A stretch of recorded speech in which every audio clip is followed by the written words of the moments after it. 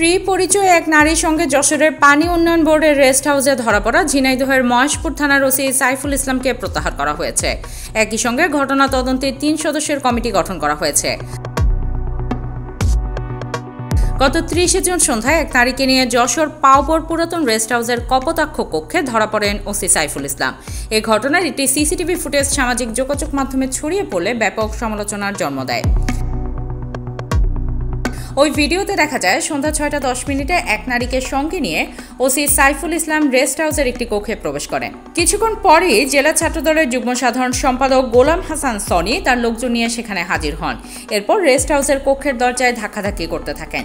এক পর্যায়ে ওসি সাইফুল বাইরে বেরিয়ে আসতে চাইলে ছাত্রদলের নেতাকর্মীরা তাকে টেনে হিঁচড়ে আবার কক্ষের ভেতর নিয়ে যান। এই সময় তাদের মধ্যে বাকবিতণ্ডা শুরু হয়। পরে ধস্তাধস্তি ও ভাঙচুরের ঘটনা ঘটে। জানতে চাইলে ঝিনাইদহের পুলিশ সুপার মঞ্জুর মোর্শেদ বলেন, ঘটনার পরপরই ওসি সাইফুল ইসলামকে প্রত্যাহার করা হয়েছে। পাশাপাশি ঘটনা তদন্তে 3 সদস্যের একটি কমিটি গঠন করা হয়েছে। তদন্তে দোষী প্রমাণিত হলে ওসির বিরুদ্ধে আইনানুগ ব্যবস্থা নেওয়া হবে। এদিকে রেস্ট হাউসের কেয়ারটেকার মিজানুর রহমান বলেন, ওসি সাইফুল নিজে এসে স্ত্রী পরিচয়ে এক নারীকে নিয়ে কক্ষ নেন। পরে এলাকার কিছু লোক এসে দরজায় ধাক্কাধাক্কি করেন। এক পর্যায়ে দরজা খুললে ধস্তাধস্তি হয়।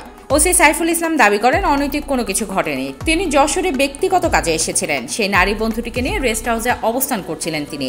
এই সময় কিছু ছাত্রনেতা এসে স্বাভাবিক কথাবার্তা বলে চলে যান। তার ভাবমূর্তি ক্ষুণ্ণ করতে অপপ্রচার চালানো হচ্ছে বলে দাবি করেন তিনি। জানতে চাইলে জেলা ছাত্রদলের যুগ্ম সাধারণ সম্পাদক গোলাম হাসান সনি বলেন, রেস্ট হাউসে অসামাজিক কর্মকাণ্ড হচ্ছে। স্থানীয়দের মাধ্যমে এমন খবর পেয়ে সেখানে যায়। সেখানে কোনো নারীকে দেখেননি বলে দাবি করেন তিনি, যদিও সিসিটিভি ফুটেজে তাদের উপস্থিতি ও নারী সহ থাকার বিষয়টি স্পষ্ট।